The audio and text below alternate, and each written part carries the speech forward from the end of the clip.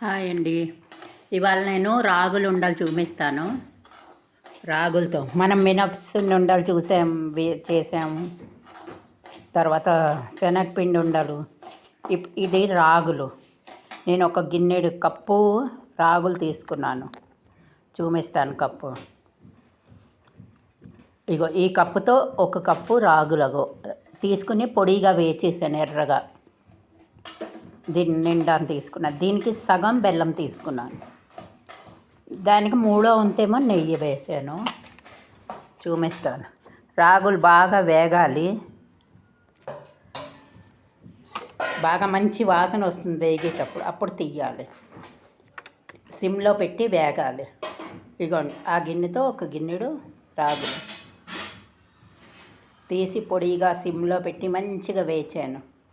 మంచి వాసన వచ్చేటట్టుగా వేచాలి. మంచి మినప్సుని చేసినప్పుడు ఎలా వాసన వస్తుంది, మంచి వాసన. అలా రాగులు కూడా మంచి వాసన వస్తాయి వేచుతూ ఉంటే. ఇగో అంతా తీసుకున్నాను. రాగులు ఎర్రగా వేచేసాను. ఇప్పుడు చల్లారిక పొడి కొట్టేస్తాను.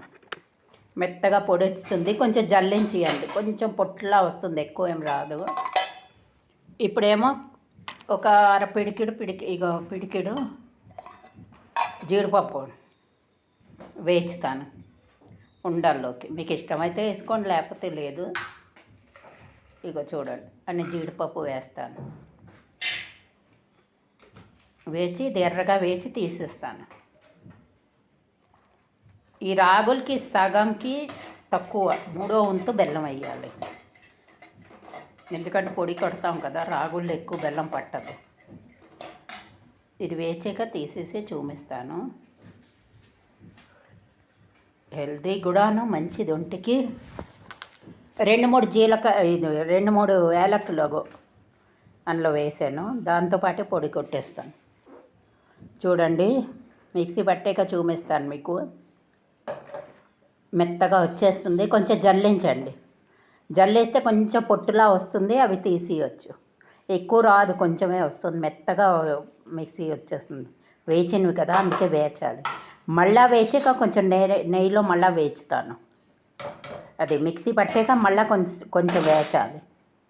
ఏకంగా నెయ్యి వేసి వేచేస్తాను. పిండి కూడాను ఎక్కడైనా ఇంత పిసరు పచ్చికిచ్చి ఉంటే పిండి వేగిపోతుంది ఆ నెయ్యితోనే. వేరేగా నెయ్యి వేయక్కర్లేదు. అలా నెయ్యి వేసి వేచిస్తే చాలా బాగుంటుంది. మంచి కమ్మ వాసన వస్తూ ఉంటుంది. చూపిస్తాను చూడండి. ఇగో వేచేసాను.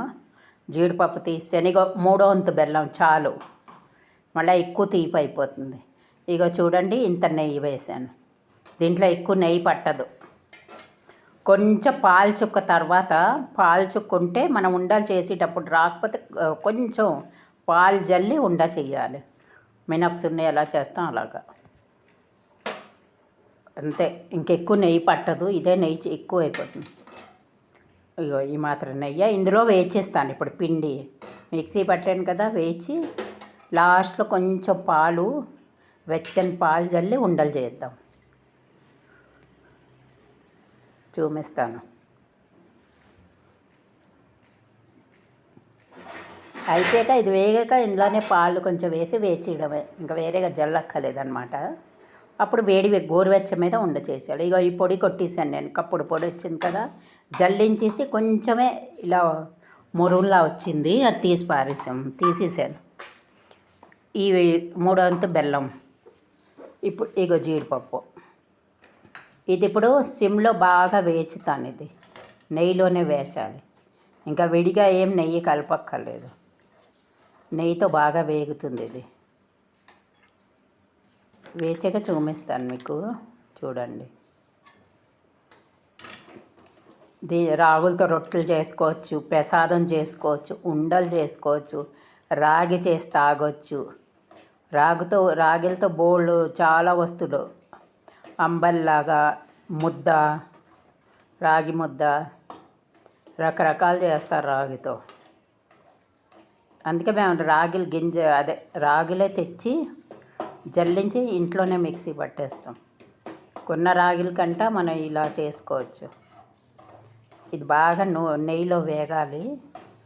పొడిగా కూడా వేచాను, కొంచెం పిండి పట్టాక కూడా కొంచెం వేచాలి. ఎక్కడైనా పచ్చికిచ్చి ఉంటే బాగా నెయ్యితో వేగిపోతుంది అది.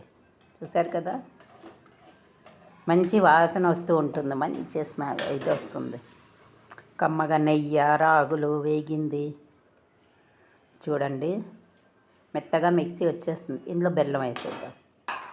బెల్లం వేసి శుభ్రంగా వేయించుదాం, కలుపుదాం. ఆ బెల్లం పాకం కూడా దీనికి పడుతూ ఉంటుంది. కొంచెం పాకం ఏం తీయక్కర్లేదు, వేచితే చాలు. కొంచెం అది వేడి మీద కరుగుతుంది కదా, దగ్గరగా వేచేసి చూపిస్తాను. ఎక్కడైనా చిన్న బెల్లం ముక్క ఉంటే దాన్ని కొంచెం మెత్తగా చేస్తే అయిపోయింది. వేచగా ఇది అయ్యాక చూపిస్తాను మీకు. చూడండి, వేగిపోయింది కదా. ఇప్పుడు ఈ గమలాలో తీసేస్తాను. నీకు మర్చిపోయాను, కొంచెం పాలు చుక్క కూడా నేను దింపే ముందు ఒక్క చిన్న గ్లాస్తో పాలు ఇలా జల్లేసి కలిపేసాను. ఇంకా విడిగా చేతిలో వేయక్కర్లేదు. ఇందులో ఒక్క పిసరు వేయాలి పాలు, ఇలా జల్లినట్టుగా. ఆ బెల్లం పాకంకి, ఆ పాలకి, నెయ్యికి ఇలా చిన్న ముక్క ఎక్కడైనా ముక్కలు ఉంటే బెల్లం తీసా. వేడిగా ఉంది. ఇప్పుడు చక్కగా ఉండలు వచ్చేస్తాయి. నీళ్ళైతే పెట్టద్దు, కొంచెం పాలే జల్లాలి. చూడండి, ఇలా చల్లారాక దగ్గరగా కలిపియాలి. దగ్గరగా కలుస్తుంది.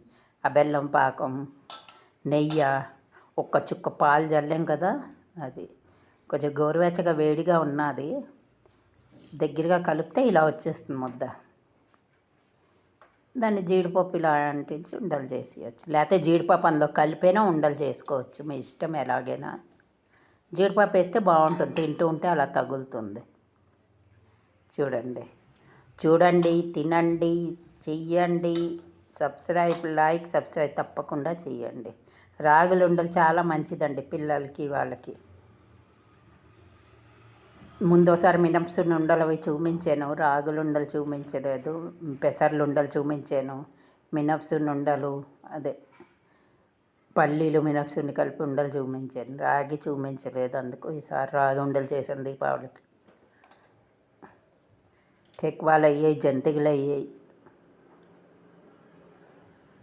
రాగి ఉండలు. ఇది పొంగల్ అయింది దీపావళి పండగకి. 4 రకాలు చేశాను, రోజు ఒక్కొక్కటి. చూడండి, టేస్టీ రాగి లడ్డు. చెయ్యండి, తినండి, లైక్ చేయండి, సబ్స్క్రైబ్ చేయండి. చూశారు కదా, భలే ఉందండి. తిన్నా ఒంటికి చాలా బలం. చూశారు కదా, ఇంకెందుకు ఆలస్యం, తొందరగా చేసుకోండి, తినండి, లైక్ చేయండి, సబ్స్క్రైబ్ చేయండి. చూసాను, ఇలా ఉంటుంది రాగండి, చాలా బాగుంటుందండి, టేస్టీగా. పెసర ఉండలు కూడా చూపించాను ఇలాగే పెసర్లు వేచి సేమ్ ఇలాగే ఉంటుంది అది కూడాను.